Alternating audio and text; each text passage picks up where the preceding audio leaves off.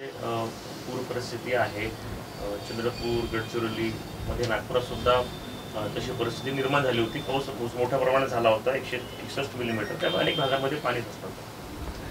बघा नागपूरमध्ये अलीकडेच पाऊस पडतो आहे असं नाही। लहानपणामध्ये आम्ही पाहत होतो की 8-8 10-10 दिवस सातत्याने पाऊस पडायचा, पण नागपूर कधी पाण्याखाली यायचं नाही, पाण्याचा निचरा व्हायची व्यवस्था होती। पण मधल्या काळामध्ये महानगरपालिका बीजेपीच्या हातात आली, राज्याची सत्ता आली, केंद्राची सत्ता आली आणि विकासाच्या नावाने नागपूर शहरातलं जाणारं जे पाणी निचरा व्हायची व्यवस्था नॅचरली होती ती सगळी संपुष्टात आणली। महाराष्ट्राच्या म्हणजे पावसाळी अधिवेशन एकदा फडणवीसच्या सरकारमध्ये नागपूरला झालं आणि त्यावेळेसही आपण पाहिलं की कधी नव्हे ही विधानसभा तर आजची नाही आहे, महाराष्ट्र निर्मितीच्या पहिलीची विधानसभा आहे, सीपी अँड बेररची विधानसभा आहे आणि या विधानसभेमध्ये पाणी घुसायची ही पहिल्यांदा घटना घडलेली होती।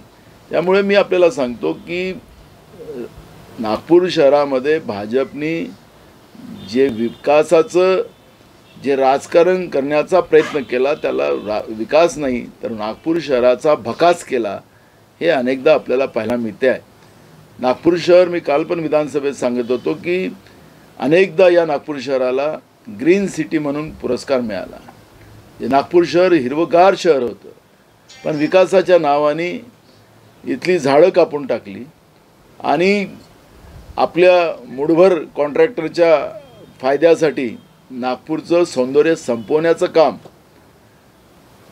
भारतीय जनता पार्टीच्या राज्यकर्त्यांनी केलेलं आहे, हे स्पष्ट आपल्याला नाकारता येत नाही। आणि त्याचप्रमाणे चंद्रपूर असेल, भंडारा असेल, गोंदिया असेल, गडचिरोली असेल, यवतमाळ असेल, या सगळ्या भागामध्ये गेल्या 2 वर्षापासून जे पुराचं प्रमाण वाढते आहे त्याचं कारण अनेकदा आम्ही सांगितलं की फडणवीसाच्या सरकारच्या काळात विद्यासागर राव नावाचे त्या काळामध्ये एक राज्यपाल आपल्या इथं होते, ते तेलंगणाचे होते आणि त्या माध्यमातून ना पर्यावरणाची परवानगी घेतली गेली ना फॉरेस्टची परवानगी घेतली गेली। गडचिरोली जिल्ह्याच्या शेतकऱ्यांच्या जमिनीचा मोबदला दिला गेला नाही आणि त्या माध्यमातून त्या काळामध्ये कुठलंही परमिशन नाही आणि 3.5 वर्षामध्ये 7 किलोमीटर नदीच्या पात्रामध्ये गोदावरीमध्ये मोठा पूल बांधण्यात आला, मोठं ब्रिज बांधण्यात आणला आणि त्या ठिकाणी पाणी अडवण्याचं काम झालं आणि त्या पाण्यामुळे आज वैनगंगा असेल, वर्धा असेल, इराई असेल, अशा अनेक नद्या ज्या आपल्या पूर्व विदर्भातल्या आहेत, पश्चिम विदर्भातल्या आहेत, या नद्या सगळ्या त्या गोदावरीला जाऊन तिथं भेटतात आणि गोदावरीचं बॅकवॉटर या भागामध्ये सातत्याने येते आहे आणि त्याच्यामुळे गेल्या 2 वर्षापासून आपल्याला त्या भागाच्या जनतेला पुराचा मुकाबला करावा लागतं। त्यांचं मोठ्या प्रमाणात आर्थिक नुकसान होतं, जीवितहानी होतं, पण सरकारला त्याची चिंता नाही। पण हे सगळं जे केलं गेलेलं आहे हे सगळं भाजपच्या काळात केलेलं आहे। विदर्भ विरोधी ही भाजप आहे त्याच्यातून स्पष्ट होतं आणि विदर्भाच्या जनतेला या निसर्गाच्या आगीत ओतून दिलं आणि त्याच्यामुळे आज मोठ्या प्रमाणात या पुराचा सामना चंद्रपूर, गडचिरोली, यवतमाळ, वर्धा, गोंदिया, भंडारा आणि इव्हन नागपूर या सगळ्या जिल्ह्याला भोगावं लागतं आहे। काही वर्षांपूर्वी पुणे मिळालेलं नाही आणि याउलट सरकारमधले जे आमदार आहेत त्यांना मोठ्या प्रमाणात निधी देण्यात आलेला। परवा या निधीवरच मी विधानसभेत सांगत होतो की भारतीय जनता पार्टीचे एक आमदार आहेत प्रशांत बम नावाचे, त्यांनी मागच्या काळामध्ये एक मोठा स्फोट केला। त्यांनी सांगितलं की अनेक मतदारसंघामध्ये काम न करता पैसे उचलले जातात अधिकारी आणि राजकारणी लोकांच्या संगनमताने। आज महाराष्ट्रामध्ये आपण पाहतोय की हे सरकार गेल्या जवळपास 1.5 वर्ष आता हे सरकारला झालं, आमदारांना सांभाळण्यासाठी निधी उपलब्ध करून दिली गेलेली आहे, आमदारांना सांभाळण्यासाठी जेट प्लस सिक्युरिटी दिलेली आहे आणि या सगळं विकास निधी जो दिलेला आहे तो विकास निधी गेला कुठं? आज महाराष्ट्रामध्ये नागपूर शहरातही गड्डे पडलेले आहेत, म्हणजे कुठं गड्डे नाहीत ग्रामीण भागाच्या तर लोकांची अवस्था जगणं मुश्किल झालेलं आहे. शेताचं हंगाम करायला रस्ते नाहीत जायला, बसेस आता थांबवल्या गेलेल्या आहेत, पोरांच्या शिक्षणाचा प्रश्न निर्माण झालेला आहे. बघ हा एवढा पैसा गेला कुठं? जे प्रशांत बमनी जो काही उल्लेख विधानसभेत रेकॉर्डवर आणलेला आहे त्या पद्धतीचं सत्ता पक्षाच्या लोकांना पैसे देऊन जनतेच्या पैशाची ही लूट करतात आहे का, हा प्रश्न या ठिकाणी निर्माण होतो आहे. आणि विरोधकांच्या विशेष करून काँग्रेसच्या आमदारांना निधी न देण्याचा निर्णय सरकारने केला. आम्ही विधानसभेत ही भूमिका मांडली, मुख्यमंत्र्याला स्वतः जाऊन भेटलो, सगळे आमदार आमचे होते आमच्यासोबत, आणि त्यामध्ये त्यांना आम्ही सांगितलं की हे बरोबर नाही. आखरी महाराष्ट्राची सगळी जनता ही सरकारकडे आस ठेवून असतं. अशा पद्धतीचं विकास कामाच्या पद्धतीचं राजकारण करून एवढ्या खालच्या लेवलचं राजकारण महाराष्ट्रात कधीच झालेलं नाही. मुख्यमंत्र्यांनी सांगितलं की मी दोन्ही मुख्यमंत्र्यांशी बोलतो. काल पण विधानसभेमध्ये मुख्यमंत्री निवेदन करत असताना मी त्या ठिकाणी त्यांना सांगितलं की आमच्या आमदारांच्या मतदारसंघातल्या विकास निधीचं काय झालं, तर ते म्हणले की आम्ही करतो आहे. आम्ही अजून उद्या आणि परवा वाट पाहतो आहे. शुक्रवारी विधानसभेचा आखरी दिवस आहे. त्या दिवशी आम्हाला आमच्या मतदारसंघामध्ये विकास निधी दिला नाही तर आम्ही कोर्टामध्ये जाऊ आणि कोर्टामध्ये जाऊन आम्ही आमच्या भागाच्या जनतेची लढाई त्यामध्ये लढू. शरद पवार जी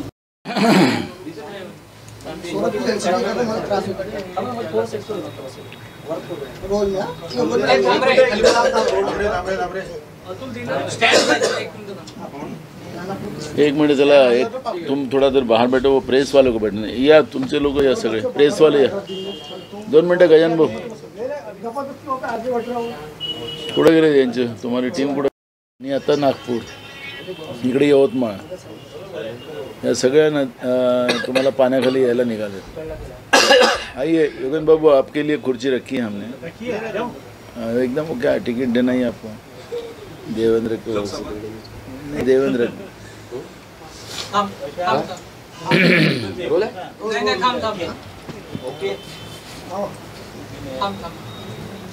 एसी तो चालू करायला पाहिजे ना.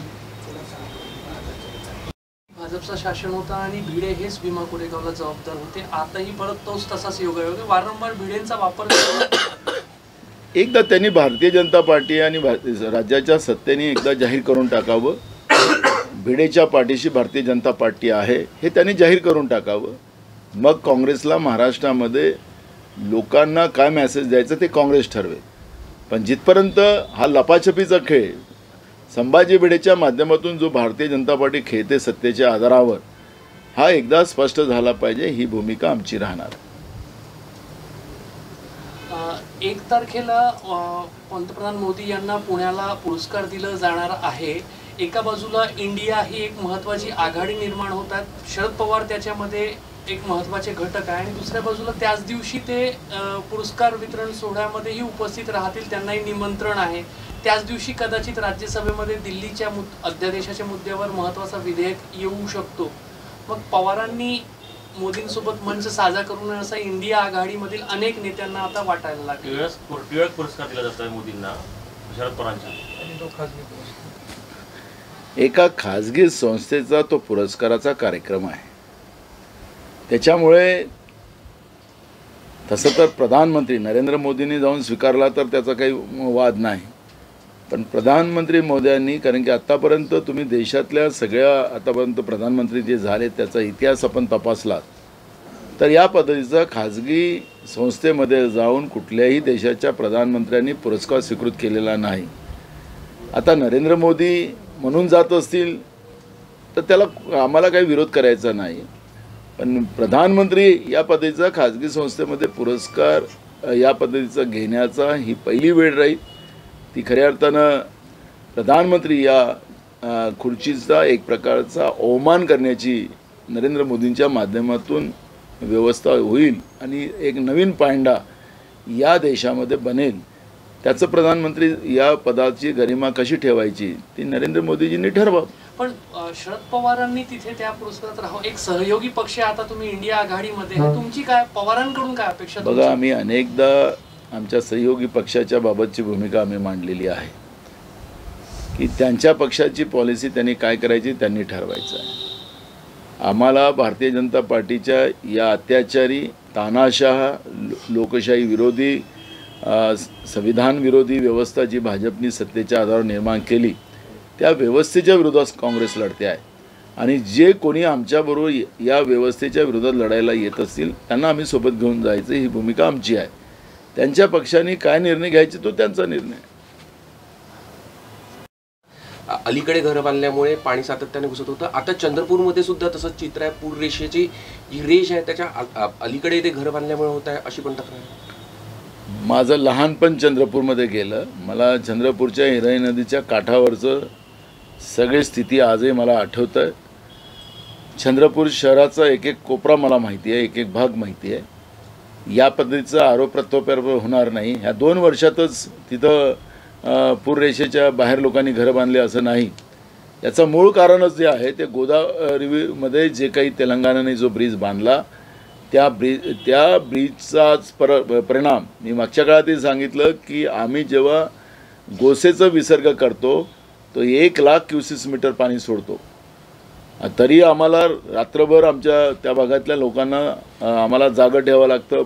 ते पाणी जेव्हा सोडतो त्यावेळेस अनेक गावात पाणी घुसतं त्यावेळेस तशी परिस्थिती होती. पण गोदावरीला मागच्या वेळेस विसर्ग केला होता तर 27,00,000 क्युसेस मीटर केलेला होता जो आज महाराष्ट्रामध्ये एकही आपल्याजवळ तेवढा विसर्ग करण्याचा डॅम आपल्याकडे नाही. या पद्धतीचं अवाढव्य कुठली परमिशन न घेता तेलंगणाने महाराष्ट्राचं जे नुकसान केलेलं आहे ते भाजपच्या काळात झालेलं आहे. आणि त्याच्यामुळे चंद्रपूरमध्ये पूररेषेच्या बाहेर घरं बांधलीत म्हणून पूर येत आहे. अरे चंद्रपूरच्या शहरामध्ये त्या महानगरपालिकेत पाणी आलं तर ते महानगरपालिका आजची नाही आहे. त्याच्यामुळे हे जे सातत्यानं गेल्या 2 वर्षापासून पुराचा परिणाम भोगतो आहे ते भाजपचं पाप आहे. त्यावेळेस गोदावरीला हा ब्रिज बांधला गेला नसता तेलंगणाच्या माध्यमातून तर आज विदर्भाचं या पद्धतीचं जीवितहानी आणि आर्थिक हानी झाली नसती. नाणार प्रकल्प जो आहे कोकणातला त्यासाठी तो प्रकल्प मिळावा म्हणून पाकिस्तान प्रयत्न करत आहे. तुम्ही करणार का? कोण लोक हे समोर आणणार? मला शासनानेच करावी. आता जसं आता त्या ठिकाणी जो आपल्याला पाहायला मिळालेलं आहे ते सरकारने सांगितलं तसं आता कोणी जमिनी घेतल्यात ते पण सरकारने जाहीर करावं. सरकारजवळ यादी आहे. मुख्यमंत्र्यांच्या ठाण्यामध्ये एका तरुणाने पोलिसांच्या जाचाला कंटाळून आत्महत्या केली. मनीष कुतेकर असं नाव आहे त्याचं. महाराष्ट्रामध्ये आता आपण ज्या नागपूरमध्ये आहोत नागपूरमध्ये इथं व्यापारी सुरक्षित नाही, सामान्य माणूस सुरक्षित नाही. महाराष्ट्रामध्ये कायदा सुव्यवस्था फक्त ठाण्यातच नाही राज्याच्या गृहमंत्र्याच्या शहरामध्ये सुद्धा तीच परिस्थिती आहे. अनेकदा आम्ही सांगितलं की महाराष्ट्र हे आता एक आतंकवादाच्या बॉम्बस्फोटावर बसलेलं आहे का अशा पद्धतीची परिस्थिती निर्माण झाली. लोकांमध्ये भय निर्माण करण्याचं काम जे सातत्यानं केलं जातं ते आपल्याला सर्वांना कळत आहे. म्हणजे त्या आठवड्यामध्ये 4 लोकांचा मृत्यू म्हणजे गोळ्या घालून कोणी तलवार मारून अशा पद्धतीचं नागपूर शहरात झालं तर तुम्ही ठाण्याचा उल्लेख करताय. पूर्ण महाराष्ट्रातली ही परिस्थिती आहे.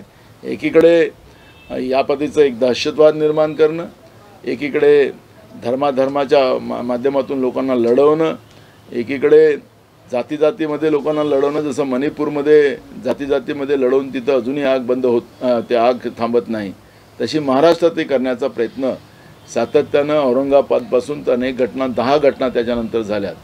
त्यामुळे ही सगळी परिस्थिती पाहता महाराष्ट्रातले लोक हे संयम ठेवून आहेत. या संयमाचा सरकारने चुकीचा अर्थ लावू नये. हे तुफान के पहिलेची शांती आहे. पण ज्या दिवशी लोकांचा उद्रेक पेटला तर राज्याच्या भाजपने PDAच्या सरकारला सडो की पडो महाराष्ट्राची जनता करेल अशा पद्धतीची स्थिती आज महाराष्ट्रात आहे. या बुधवारी नाही तर गुरुवारी कायदा सुव्यवस्थेवर चर्चा येईल त्यावेळेस विधानसभेमध्ये आम्ही ही सगळी भूमिका मांडू. हिंदी में जानना चाहेंगे. मराठीत टाकूया. निधी जो आहे काँग्रेस आज काँग्रेसचं आंदोलन सुरू आहे. संभाजी भिडे यांच्या विरुद्ध यवतमाळला त्यांचा कार्यक्रम सुरू आहे. परवा विधानसभेमध्ये संभाजी भिडेच्या जे वक्तव्य जे येतात, मग कधी महात्मा ज्योतिबा फुले, कधी सावित्रीबाई फुले, छत्रपती शिवाजी महाराज, बाबासाहेब आंबेडकर, आणि परवा अमरावतीमध्ये त्यांनी तर महात्मा गांधींच्याच बद्दल अवाच्य शब्दामध्ये त्यांचा अवमान करण्याचा प्रयत्न त्या ठिकाणी केला. काय भारतीय जनता पार्टीला सत्तेच्या जोरावर जसं मणिपूर पेटवलं, तसं या संभाजी भिडेच्या माध्यमातून त्यांना महाराष्ट्र पेटवायचं आहे का, हा प्रश्न या ठिकाणी निर्माण होतो. आणि परवा म्हणून विधानसभेमध्ये काँग्रेसच्या वतीनं संभाजी भिडेला तातडीनं अटक करा अशी मागणी आम्ही केली. आणि आपण पाहिलं असेल की 2 दिवसाच्या पहिले सावित्रीबाई फुलेंच्या बद्दलचं आक्षेपार ज्या सोशल मीडियावर कुठल्या तरी संघटनेने त्या पद्धतीचं वक्तव्य केलं होतं, त्याच्यामध्ये देवेंद्र फडणवीस राज्याचे गृहमंत्री त्यांनी सांगितलं की अशा लोकांना फक्त मुसके बांधायचेच नाही, तर त्यांना मी फाशी लावायचा माझ्या डोक्यात विचार आहे. आता आमचा सवाल आहे की संभाजी भिडेला देवेंद्रजी फडणवीस राज्याचे गृहमंत्री आपण सांगितलं की अशा लोकांना मी फाशी लावणार, तर या संभाजी भिडेला आपण फाशी लावणार का? आता अमरावतीला आमच्या लोकांनी त्याच्यावर गुन्हा दाखल करण्याचा प्रयत्न केला, गुन्हा दाखल झाला. 153 अंतर्गत या पद्धतीचा तणाव निर्माण करण्याच्या आधारावर तो गुन्हा दाखल करण्यात आला. ही पहिलीच घटना नाही आहे, हे अनेकदा या पद्धतीचं वक्तव्य संभाजी भिडेंनी केलं आणि सरकार त्याला सातत्यानं पाठीशी घालत आहे. भीमा कोरेगावच्या प्रकरणामध्ये संभाजी भिडेच त्याच्यामधले प्रमुख होते, पण निर्दोष लोकांना त्या ठिकाणी कारवाई करण्यात आली. अजूनही अनेक लोकांवर, निर्दोषावर गुन्हे दाखल झालेले आहेत, पण संभाजी भिडे मोकळे आहेत. त्यावेळेसही भारतीय जनता पार्टीचंच राज्य होतं ज्यावेळेस भीमा कोरेगावची घटना झाली. आणि म्हणून मी मगाशी सुरुवातीला सांगितलं की भारतीय जनता पार्टीला जसं BJPचं सरकार मणिपूरमध्ये आहे, तसं महाराष्ट्रामध्ये सुद्धा BJP प्रणित सरकार आहे. यांना पण मणिपूर करायचं आहे का, हा प्रश्न या ठिकाणी निर्माण झालेला आहे. या 2-3 दिवसात त्याला अटक केली नाही. बुधवारी जेव्हा विधिमंडळाचं अधिवेशन सुरू होईल त्या दिवशी काँग्रेसच्या वतीनं ही भूमिका आम्ही सरकारच्या समोर मांडू.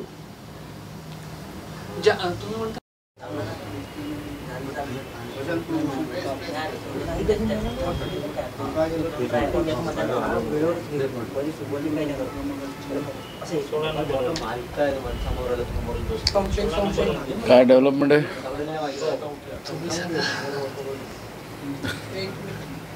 नागपुर डूबलो. प्रधानमंत्री के साथ क्या कहेंगे आपके सहयोगी पक्ष के?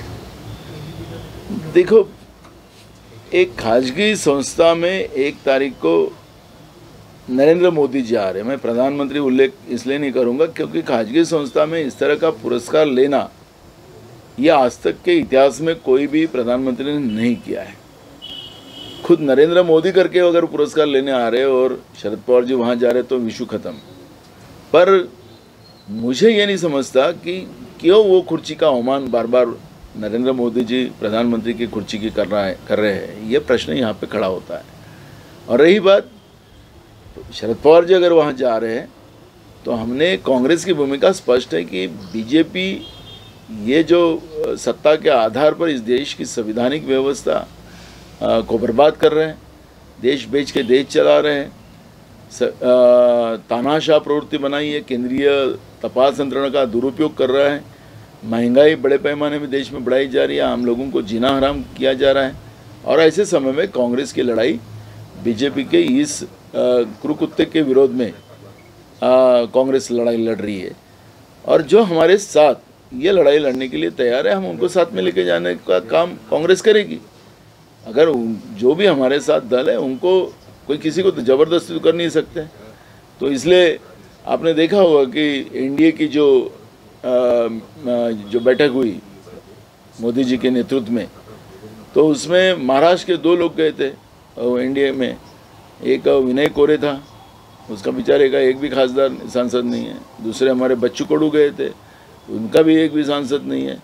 तो ऐसे कर कर आंकड़ा वो बना रहे. मैं महाराष्ट्र का उदाहरण, देश के भी ऐसे तुम आप देखो कि वहाँ जाना पहचाना कोई चेहरे आप लोगों को पता होता है कौन चेहरे थे वहाँ पर. तो इस तरह का संख्या बढ़ाकर, और सबसे बलशाली है वो तो दुनिया के सबसे बड़े लोकतांत्रिक व्यवस्था का सबसे सदस्य ज़्यादा होने का उनको गर्व है। तो उनको ऐसे छोटे छोटे ये जो है जिनका सांसद नहीं है उनको भी जोड़ने का उनको क्या इतना डर हो गया इंडिया का? इंडिया वर्सेस एनडीए, और जो इंडिया का ये लोग अब प्रधानमंत्री नरेंद्र मोदी जी विरोध कर रहे हैं, बोले ईस्ट इंडिया कंपनी थी, तो आपने भी तो स्टार्टअप इंडिया बनाए थे, आपने भी डिजिटल इंडिया बनाए थे। तो ये जो इंडिया, जो हमारे देश का जो नाम में ही हमें गर्व लगता है, हमारे भारत पे हमें गर्व है, तो इंडिया का इतना गुस्सा क्यों कर रहे प्रधानमंत्री जी? जहाँ जाएंगे भाषण में वो बाहर में, क्योंकि संसद में तो बोलते ही नहीं, क्योंकि ना मीडिया को बोलेंगे ना संसद में बोलेंगे, बाहर भाषण 2 घंटे का दे सकते वो बहुत अच्छा। तो बाहर जाके वो जो इंडिया के बारे में जो गलत बोल रहे हैं, ये भारत देश की जनता ये सब समझ रही है। और जो इंडिया से डर अंग्रेजों को जैसा पैदा हुआ था, वही परिस्थिति आज नरेंद्र मोदी जी की है, बीजेपी की है, और इसलिए इंडिया का विरोध कर रहे हैं। पर पवार जी वहाँ जाएंगे, उनके हाथों उनको पुरस्कार देना है, तो पवार जी देखो, किसी को जबरदस्ती हम नहीं कर सकते, हमारा मतलब नहीं है। पवार जी जा रहे हो तो उनका अधिकार है, नहीं जाएंगे तो उनका अधिकार है, हम किसी को जबरदस्ती नहीं करेंगे। आज कांग्रेस महाराष्ट्र में भिड़े के विरोध में आंदोलन कर रही है, क्या कहेंगे? बीजेपी ही भिड़े के पीछे है, एकदम स्पष्ट होता है। भीमा कोरेगांव की भी घटना आप सब लोगों को याद है, तब भी बीजेपी की सरकार महाराष्ट्र में थी, वहाँ पर कई दलितों के ऊपर अन्याय किया गया, जलाया गया, और लेकिन भिड़े उसमें इन्वॉल्व थे, लेकिन भिड़े के ऊपर कोई कार्रवाई नहीं हुई। और कभी महात्मा ज्योतिबा फुले, कभी सावित्रीबाई फुले के बारे में, कभी छत्रपति शिवाजी महाराज के बारे में, कभी बाबा साहब अम्बेडकर के बारे में, और अब महात्मा गांधी के विरोध में परसों अमरावती में उन्हें वक्तव्य किया।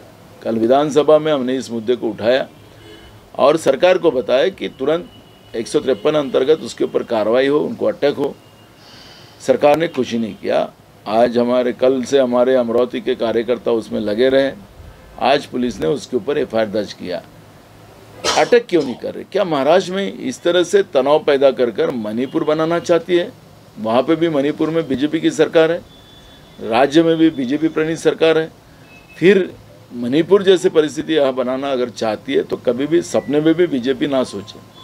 महाराष्ट्र ये शाहू फुले अम्बेडकर विचारधारा का रहा है, हमेशा संयम था, लेकिन जब उद्रेक होता है तो अच्छे को पानीपत करने की भी ताकत महाराष्ट्र की जनता हमेशा रखती है। और बीजेपी अगर उनको अटक नहीं करती, उनको जेल नहीं भेजती, तो बीजेपी भिड़े के पीछे है, और बीजेपी सत्ता के आधार पर ये महापुरुषों को इस तरह के निचले लेवल का वक्तव्य करने को लगाती है।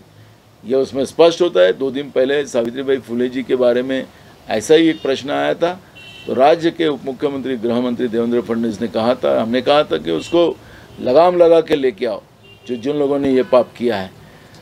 तो उप मुख्यमंत्री उठे, उनके सभा है वो, तुरंत उठे और उन्होंने कहा कि मैं तो लगाम लगा के नहीं, मैं तो उनको फांसी देने की सोच रहा हूँ। तो भाई अब भिड़े ने पाप किया है तो भिड़े को भी फांसी लगाओ, ये मांग हम करेंगे।